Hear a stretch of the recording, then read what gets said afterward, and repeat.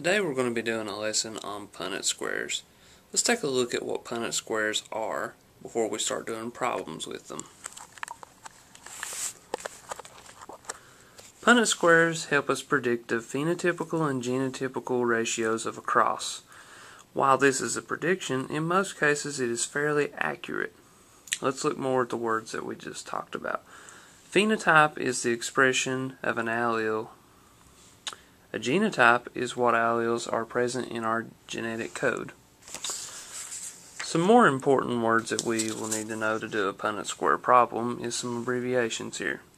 The abbreviation P1 is for the parents.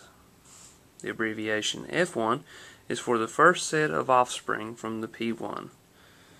The F2 are the offspring of F1. Some more key terms is heterozygous, meaning both alleles. Homozygous means a pair of the same alleles. Okay, let's look at an example of a heterozygous. We'll have a uppercase letter and a lowercase letter.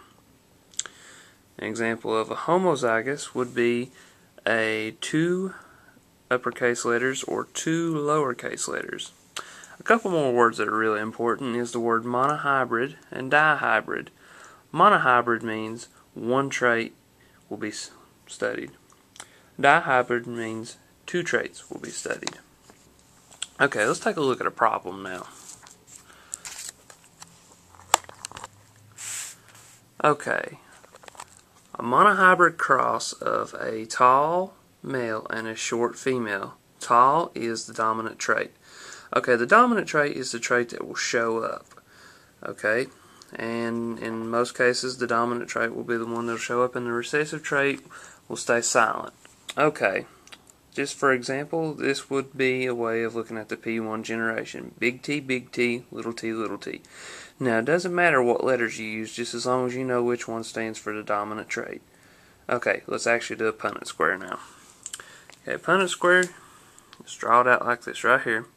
And then you'll put one parent on the top and one parent on the side. And just exactly as the name sounds, you cross.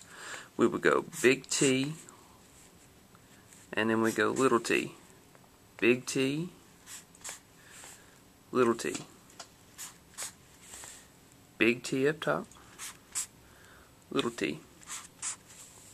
Big T, and little t again. And the genotypic ratio for this particular cross, well, as we see, they're all the same, so there's no real predictions to be made here. We'll see that the genotype, I've abbreviated as G here, will be T and T. Big T, little t. And the phenotype, since we know that the big T is the dominant trait in this case, all four individuals will show, or all individuals will show the dominant trait. So we'll know that since big T is tall, we'll have 4 tall. Alright.